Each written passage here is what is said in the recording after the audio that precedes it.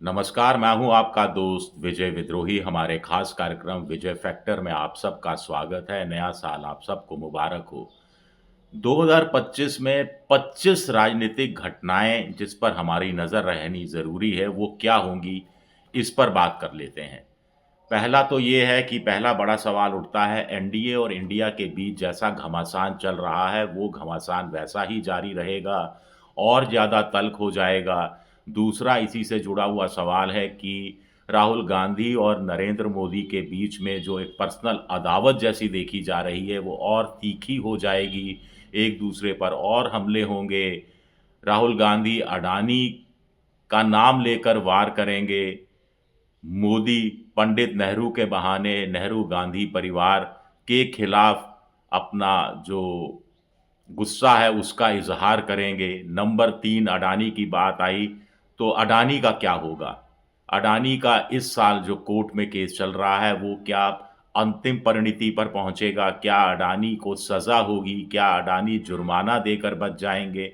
जुर्माना दिया तो उनकी कंपनियों का क्या हाल होगा? क्योंकि 4-5 बिलियन डॉलर से कम तो जुर्माना नहीं भरना पड़ेगा। 2016 में ऐसी ही एक ब्राज़ील की कंपनी को साढ़े 3 बिलियन डॉलर जुर्माना भरना भरना पड़ा था। या ट्रंप मोदी के काम आएँगे, अडानी के काम आएँगे और अदालती कार्रवाई को लंबा खिसका देंगे। चौथी बात जातीय जनगणना आरक्षण के मुद्दे पर राहुल गांधी क्या इस मुद्दे को छोड़ देंगे या फिर इस नैरेटिव को बनाए रखेंगे? बीजेपी इस नैरेटिव को धूमिल करने के लिए क्या कोई नया कदम उठाएगी? ये देखना दिलचस्प होगा। 5वां हम ये कह सकते हैं कि 1 फरवरी को निर्मला सीतारमण अपना बजट पेश करेंगी, तो बजट में क्या मिडल क्लास को रियायतें मिलेंगी? क्या इनकम टैक्स का स्ट्रक्चर बदला जाएगा? क्या प्रो पुअर योजनाओं पर उतना ही ज़ोर दिया जाएगा और कॉर्पोरेट जगत को उतनी ही रियायतें दी जाएँगी जैसा कि अब है? छठा सबसे इम्पोर्टेंट सवाल है कि अंबेडकर का विवाद छाया रहेगा, यह 100% तय है। अब बड़ा सवाल उठता है कि क्या संघ कोई दबाव डालेगा? क्या मोहन भागवत कोई दबाव डालेंगे कि अमित शाह खेद व्यक्त कर लें या ऐसी भी क्या नौबत आ सकती है कि मंत्रिमंडल पुनर्गठन के नाम पर ऊपर-नीचे कुछ चीज़ें कर दी जाएँ? ये एक बहुत बड़ा सवाल है। 7वां बड़े आर्थिक सुधार क्या कर पाएँगे मोदी इस साल क्योंकि बैसाखी की सरकार है। वैसे भी पिछले 2-3 साल में कोई बड़ा ऐसा महान आर्थिक सुधार हमारे सामने आया नहीं है। ये भी एक बड़ा सवाल उठता है।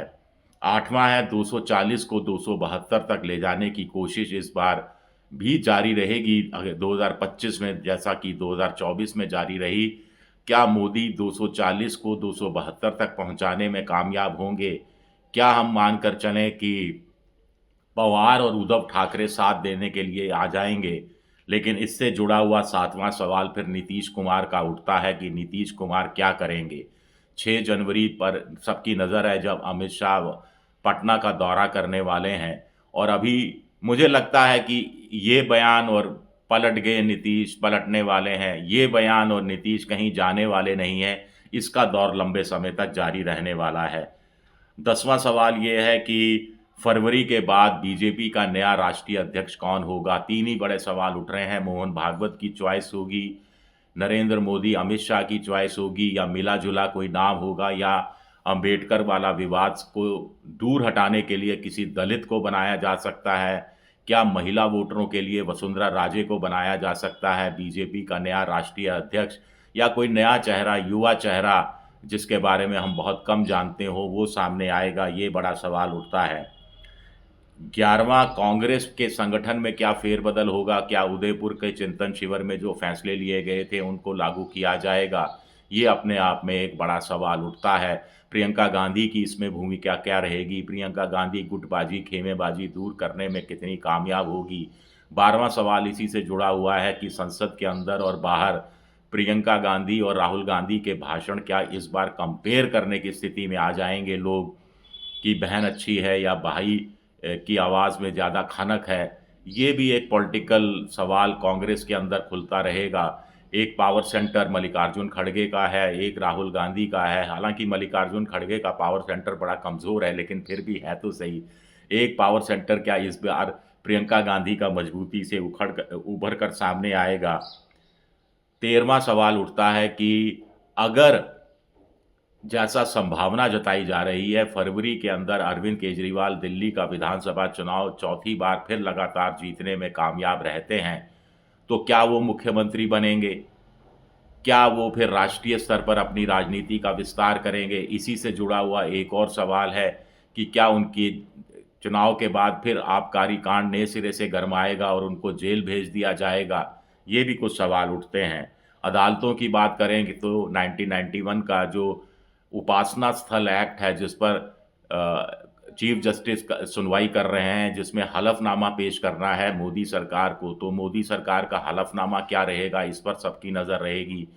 क्या मोदी सरकार ये कहेगी कि 1991 का एक्ट सही है, जिसको हूबहू लागू किए जाने की ज़रूरत है, या वो कहेगी कि इस एक्ट में संशोधन किए जाने चाहिए, या वो कोई बीच का रास्ता सुझाएगी? इसी तरह इसी से जुड़ा हुआ एक अन्य सवाल ये है कि राहुल गांधी पर जो मानहानि के मामले चल रहे हैं, ब्रिटेन की दोहरी नागरिकता का सवाल चल रहा है, उन मसलों का क्या होगा?